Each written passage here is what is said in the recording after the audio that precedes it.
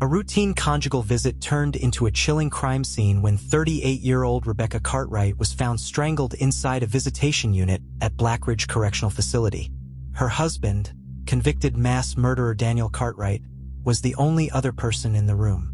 Daniel Cartwright, 45, gained notoriety as the Butcher of Riverside after his conviction in 2017 for the brutal murders of 6 people. His crimes, which involved luring victims to remote locations before torturing and killing them, sent shockwaves through the small town of Riverside, Oregon. He was sentenced to multiple life terms without parole. Despite the heinous nature of his crimes, his wife Rebecca stood by him. Against the warnings of her family and friends, she remained devoted to Cartwright, visiting him regularly and advocating for his rights as an inmate. On Monday morning, Rebecca arrived for a scheduled 2-hour conjugal visit. Surveillance footage captured her entering the facility, appearing composed. After routine security checks, she was escorted to a private visitation unit reserved for conjugal visits. At 11:45 a.m., prison guards found her unresponsive on the bed. Medical staff attempted resuscitation, but she was pronounced dead at the scene. The autopsy confirmed that she had been manually strangled. Rebecca and Daniel Cartwright met in college and married in 2010. Before her husband's arrest, she was described as bright and ambitious, with dreams of becoming a social worker. But when Daniel was charged with 6 brutal murders in 2016, Rebecca refused to believe the evidence against him. During his trial, she sat in the courtroom daily, insisting on his innocence. Experts suggest she may have suffered from hybristophilia, a psychological condition in which individuals are drawn to violent criminals. Some people become emotionally invested in killers, convinced they are misunderstood. Forensic psychologist Dr. Lauren Mitchell explained. Rebecca's unwavering loyalty may have stemmed from this phenomenon. Authorities now face a disturbing reality. How did an inmate with a violent past manage to kill his wife inside a secured facility? Conjugal visit rooms are not monitored by cameras, a policy designed to protect inmate privacy. Security procedures include strip-searching prisoners before and after visits, but no restraints are used during the meetings. Some officials are now questioning whether this approach was a dangerous oversight. This was an inmate with a history of extreme violence, said former corrections officer Mark Benson. He should never have been left alone with anyone. Daniel Cartwright offered no resistance when confronted. She wouldn't let it go, he allegedly told investigators. She kept asking me why I did it. I told her to stop, but she wouldn't. I had to make her quiet. His confession has only deepened the horror surrounding the case. Legal experts predict another life sentence, though it will have little impact given his existing multiple life terms. Rebecca's family, long fearful of her connection to Cartwright, are left heartbroken. We begged her to leave him, her sister Michelle Wallace said. We told her this would happen. She didn't listen, and now she's gone. Her parents had distanced themselves from her, unable to comprehend her devotion to a convicted killer.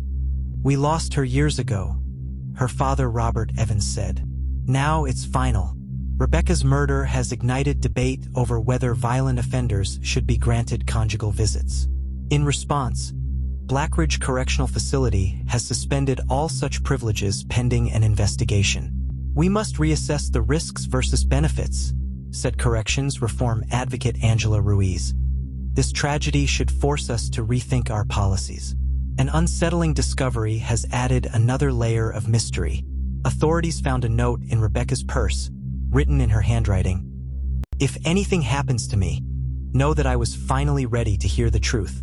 Investigators are now questioning whether Rebecca, once convinced of her husband's innocence, had a change of heart. Did she uncover new information? Was she confronting him with the truth? It's possible Rebecca walked into that room knowing she might not walk out, lead detective Aaron Grayson speculated. And if she had discovered something, we need to find out what it was. Authorities have reopened all correspondence between Rebecca and Daniel, searching for any indication that she had been rethinking their relationship. Letters dating back months reveal an increasing desperation in Rebecca's words, expressing doubt she never admitted publicly. She wrote about feeling trapped in a nightmare, unable to separate the man she loved from the monster the world saw, said an investigator reviewing the case. Detectives have also obtained Rebecca's phone records, searching for calls that could shed light on her sudden change of heart. A week before the visit, she placed multiple calls to an unknown number. Authorities are now tracking down the recipient, speculating it could be someone with key information. As the investigation expands, more troubling details about Daniel Cartwright's past emerge. A former prison guard, speaking anonymously, revealed that Rebecca wasn't the first woman Cartwright had manipulated.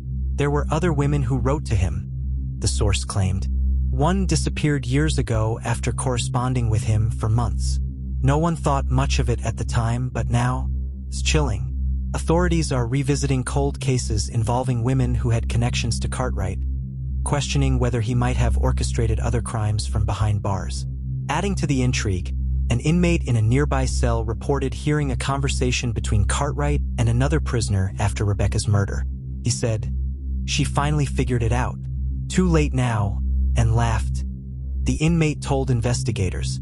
Authorities are now combing through Daniel's communications, looking for any evidence that he might have premeditated Rebecca's death or even taunted her in the days leading up to it. With every uncovered detail, investigators inch closer to understanding what led Rebecca Cartwright to enter that room knowing she might not come out alive. Was it a final act of love, seeking closure? Or was she confronting a reality she had long denied? Detective Grayson remains determined. "There's something bigger here," he insists. "We just have to find it." The world now watches as the case unfolds, waiting for the final truth to be revealed. In the wake of Rebecca Cartwright's murder, Blackridge Correctional Facility faces intense scrutiny, with officials suspending all conjugal visits indefinitely. Public outcry demands a full review of security policies, questioning how a notorious killer like Daniel Cartwright was left alone with another victim.